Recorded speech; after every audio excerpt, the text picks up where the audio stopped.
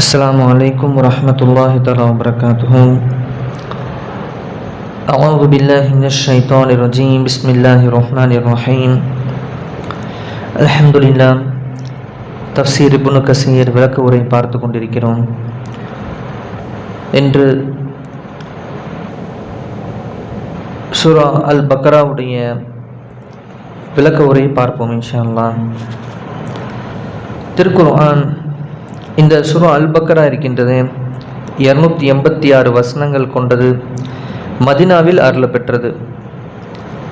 திருக்குர்ஆனின் 2வது அத்தியாயமான அல் பக்ரா அத்தியாயம் முழுக்க மதினா நகரில் அருளப்பெற்றது. மதனி என்பதில் விரிவுரையாளருடைய எவ்வித கருத்து வேறுபாடும் இல்லை. 286 வசனங்களை கொண்ட இவ்வத்தியாயத்தில் 281வது வசனம் மட்டும் நபி ஸல்லல்லாஹு அலைஹி வஸல்லம் அவர்கள் செய்த விடைபெறும் ஹஜ்ஜின் போது மக்கா அருகில் உள்ள மினாவில் அருளப்பெற்றது. இஸ்லாத்தின் துவக்க காலத்தில் அருளப்பெற்ற அத்தியாயங்களில் அல் பக்ராவும் ஒன்றாகும்.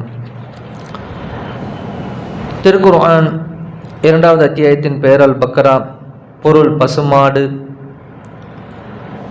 குர்ஆனில் ஒவ்வொரு அத்தியாயத்திலும் பலதரப்பட்ட விஷயங்கள் இடம்பெற்றுள்ளன. அனைத்து விஷயங்களையும் ஒருங்கிணைத்து அத்தியாயத்திற்கு தலைப்படுவது பொருத்தமாக இருக்காது. அதே நேரத்தில் அடையாளத்திற்காக ஒவ்வொரு அத்தியாயத்திற்கும் ஒரு பெயர் வேண்டும். ஆகவே அந்தந்த அத்தியாயங்களில் இடம்பெறும் பொருள்களில் ஒன்றை அத்தியாயத்திற்கு பெயராக சூட்டுவது குர்ஆனின் மரபாகும். இந்த மரபிற்கேற்ப இந்த அத்தியாயத்தில் பனு இஸ்ராயல் காலத்தில் ஒரு கொலையாளியை கண்டுபிடிப்பதற்காக ஒரு பசுமாட்டை அறுத்து அதன் உறுப்புகளில் ஒன்றை எடுத்து இறந்தவர் சடலத்தின் மீது அடித்தால் அவரே எழுந்து கொலையாளி யார் என்று சொல்லிவிடுவார் என அவருடைய நபி மூசா அலைஹி ஸலாத்து வஸ்ஸலாம் அவர்கள் கூறிய தகவல் குர்ஆனிலே இந்த அல் பக்ரா சூராவிலே 67வது ஆயத்திலே வருகிறது. இந்த சம்பவத்தின் முக்கியத்துவம் அளித்து இந்த சூராவிற்கு அல் பக்ரா என பெயரிடப்பெற்றுள்ளது. ஆகவே அத்தியாயங்களின் பெயர்கள் ஓர் அடையாளமே தவிர தலைப்புகள் அல்ல. ஆகவே அத்தியாயத்தின் பெயரை பார்த்துவிட்டு அந்த அத்தியாயம் முழுக்க அதை பற்றியே பேசப்படும் என எண்ணவும் கூடாது. அல் பக்ரா அத்தியாயத்தில் 286 வசனங்கள் இடம்பெற்றுள்ளன. நபி ஸல்லல்லாஹு அலைஹி வஸல்லம் அவர்கள் மக்காவை துறந்து மதினாவிற்கு ஹிஜ்ரத் செய்த பின் அருளப்பெற்ற முதலாவது மதனி அத்தியாயம் இந்த சூரா அல் பக்ரா தான். இந்த அத்தியாயத்தில் ஏக இறை கொள்கை, தௌஹீத் மற்றும் நம்பிக்கை, மனித குல ஒற்றுமை, மத நம்பிக்கையாளர்கள் பற்றிய செய்திகள், முந்தைய நபிமார்களின் வரலாற்று குறிப்புகள், வழிபாடுகள், குடும்பவியல் சட்டங்கள், பொருளாதார நடைமுறை விதிகள் என பல்துறை கருத்துக்களும் ஏராளமான அருட்செய்திகளும் இடம்பெற்றுள்ளன. திருக்குர்ஆன் வசனங்களும் அத்தியாயங்களும் தற்போதுள்ள வரிசை முறைப்படி ஆரம்பத்தில் அருளப்பெறவில்லை என்பது குறிப்பிடத்தக்கதாகும்.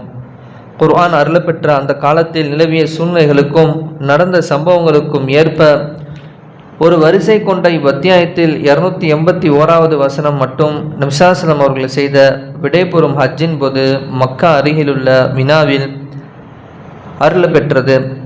இஸ்லாத்தின் துவக்க காலத்தில் அருளப்பெற்ற அத்தியாயங்களில் அல் பக்ராவும் ஒன்றாகும்.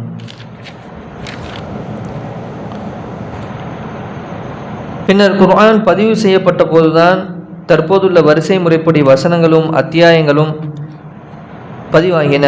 ஆகவே அருளப்பெற்ற வரிசைக்கும் பதிவாகியுள்ள வரிசைக்கும் இடையே வித்தியாசம் உண்டு. எடுத்துக்காட்டாக தற்போது முதலாவதாக உள்ள அத்தியாயமான அல் ஃபாத்திஹா அருளப்பெற்ற வரிசையில் 5வது அத்தியாயமாகும். 2வது அத்தியாயமான அல் பக்ரா 87வது அத்தியாயமாகும். அப்போ இங்கே என்ன சொல்ல வராங்க அப்படின்னு கேட்டால், நமக்கு குர்ஆன் இப்போ நம்ம படிச்சுட்டு இருக்கக்கூடிய இந்த குர்ஆன் இருக்கே, இது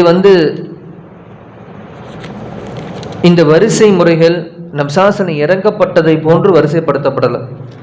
பெருமானார் ஸல்லல்லாஹு அலைஹி வஸல்லம் சஹாபாக்கள்கிட்ட அப்படி சொல்லலை. பெருமானார் ஸல்லல்லாஹு அலைஹி வஸல்லம் ஒரு முறையை சொல்லிட்டு போயிருந்தாங்க, எதற்கு பிறகு நீங்கள் எந்த ஆயத்தை வைங்க, எந்த சூறாவை வைங்க என்பதாக. அந்த அடிப்படையிலே தான் இது நமக்கு என்ன செய்து வரல, இந்த சூரா குர்ஆனானது நமக்கு ஒழுங்குபடுத்தப்பட்டுள்ளது. அதான் இங்கே சொல்கிறாங்க பாருங்கள், அல்ஃபாத்திகாங்கிறது 5வது அத்தியாயமாக தான் பெருமானார் ஸல்லல்லாஹு அலைஹி வஸல்லம் அவங்களுக்கு இறக்கப்பட்டுச்சு. அப்போ இந்த அல்-பக்ராங்கிறது 87வது அத்தியாயமாக தான் இறக்கப்பட்டுச்சு. ஆனால் அல்ஃபாத்திகா ஃபஸ்ட்டு இருக்கணும், இந்த 87வது இறங்கினது 2வதாக இருக்கணும் என்பது பெருமானார் ஸல்லல்லாஹு அலைஹி வஸல்லம் அவர்கள் காட்டி தந்த வழிமுறை.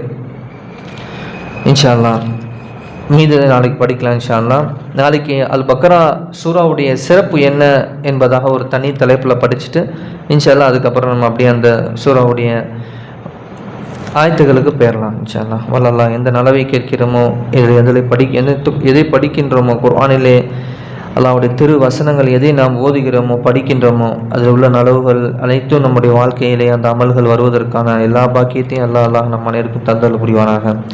சுப்ஹானல்லாஹி வ பிஹம்திஹி சுப்ஹானக அல்லாஹும்ம பிஹம்திக அஷ்ஹது அல்லா இலாஹா இல்லா அன்த அஸ்தக்ஃபிருக வ அத்தூபு இலைக். ஆமீன். ஹைரி சுப்ஹான ரப்பிக ரப்பில் இஸ்ஸத்தி அம்மா யசிஃபூன் வ ஸலாமு அலல் முர்ஸலீன் வல்ஹம்துலில்லாஹி ரப்பில் ஆலமீன். ஸல்லல்லாஹு அலா முஹம்மது ஸல்லல்லாஹு அலைஹி வஸல்லம். ஸல்லல்லாஹு அலா முஹம்மது ஸல்லல்லாஹு அலைஹி வஸல்லம். ஸல்லல்லாஹு அலா முஹம்மது யா ரப்பி ஸல்லி அலைஹி வஸல்லம். அஸ்ஸலாமு அலைக்கும் வரஹ்மத்துல்லாஹி தஆலா வபரகாத்துஹு.